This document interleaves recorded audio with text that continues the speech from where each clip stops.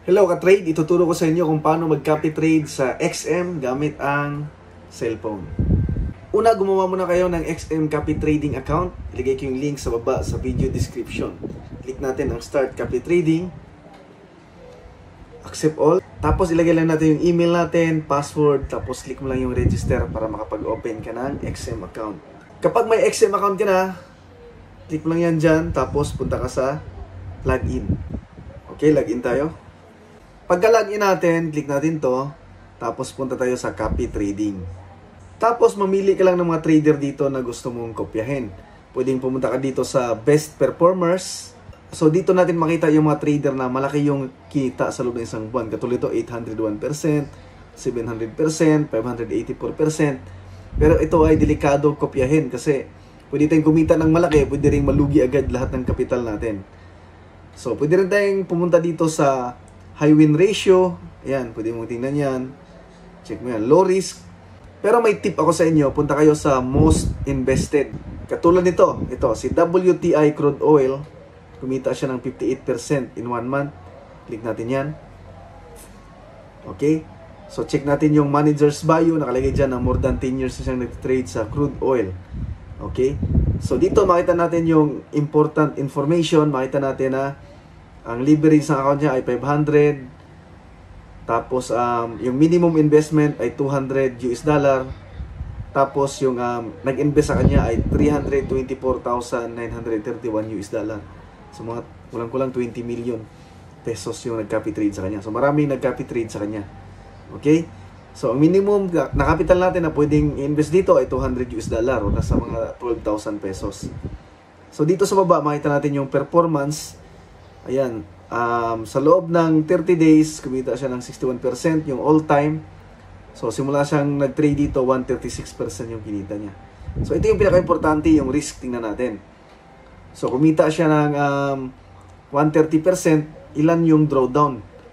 Ito, so nakalagay dito, strategy stats, maximum drawdown, 18.20%. Ibig sabihin, ang pinakamalaki na nag-negative yung trade niya, or binaba ng account niya ay bumaba ng 18.20%. So, worth it na kasi mababa yung drawdown. Worth it nang mag-invest, mag-risk dito para kumita tayo ng, kumita siya ng 50%, 54% sa isang buwan.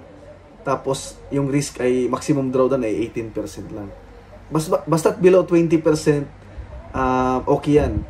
Or below 30%, pwede na rin yan. Pero pag umabot ng mga 40, 50% yung drawdown, napakataas ng risk nung pwedeng malugi yung kapital natin. So, naka 3 months pa lang siya. Unang buwan, 11%. Pangalawang buwan, 35%. Pangatlong buwan, 54%. Ayan. So, nagtitrade siya sa oil lang. Oil lang yung tinitrade niya. Okay, yan. Mga oil lang yung tinitrade niya. So, kayo nang bahala mamili ng trader na gusto nyo kopyahin. Pwede nyo rin akong kopyahin. Punta kayo sa website nito. Panoorin nyo kung paano makopya yung mga EA na ginagamit ko. Okay, so click natin itong copy strategy. Okay, so click natin itong I declare create investor account. So magkakaroon tayo ng investor account natin. So makita nyo sa taas, ayan, biglang nagkaroon ng 881-95041. Yun na yung investor account natin. Okay, so ang gagawin natin, mag-deposit lang tayo. Okay, para makapag-copy tayo dito. So ang minimum dito sa trader na ito ay $200, pero iba-iba yan, depende yan sa mga trader na kopyahin. Minsan may $100, minsan $50, yung iba $500, depende sa trader. So ito yung mga deposit methods na pwedeng tayong gamitin. Pwedeng online bank transfer, crypto, GCash, at marami pang iba. So mag-deposit tayo gamit ang GCash kasi ito yung pinakamadali. Okay, minimum deposit 1,000, maximum 50,000. So mag-deposit tayo ng, gawin ko ng 15,000. Dito, US dollar, $200, 11,301. So, click natin ang deposit. Okay. Confirm. So, mapupunta tayo sa GCash. So, lagyan lang natin yung GCash natin para mabayaran natin.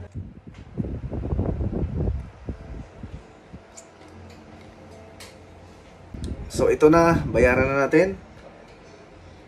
Pay 11,301 para ma-deposit na sa account natin.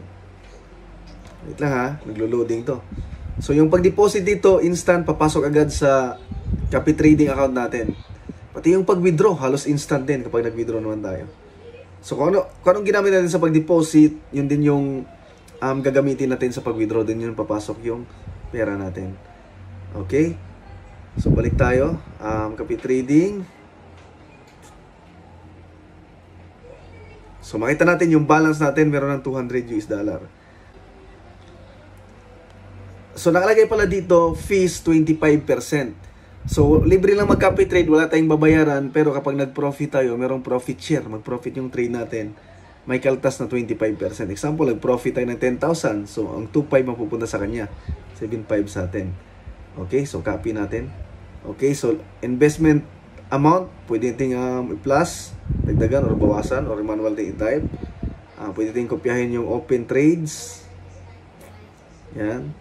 So, take profit, pwede kang maglagay kung magkano yung kikitain mo, mag-stop ka nang mag-copy sa kanya, hindi ko lalagyan.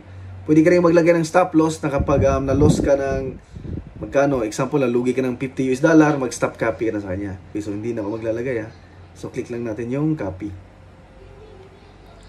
Okay? So already subscribe, so check natin. Punta tayo dito sa portfolio. So makita natin, ayan, nag-copy trade na tayo, active na tayo. Na kinokopya na natin si WTI Crude Oil Pro. Ayan, at may 4 na trade na tayo, oil cash. So automatic yan, yung trade size or volume, automatic yan mag-adjust. So, kung malaki yung trade niya, dahil malaki yung capital niya, so automatic maliit yung trade natin dahil maliit yung capital natin. Basta't ang minimum ay 200 US dollar.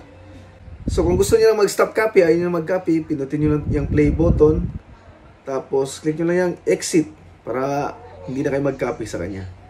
Magkano ang kikitain natin sa pag-copy trade? So nakadepende yan kung magkano yung capital or yung investment natin. Tapos depende kung ilang percent yung kinita ng trader na kinopya natin. Kung magkano yung kinita niya in percent, ganun din yung kikitain natin. Example, kung nag-copy trade tayo sa kanya, simula ngayong buwan ng March, nag-profit siya ng 61%.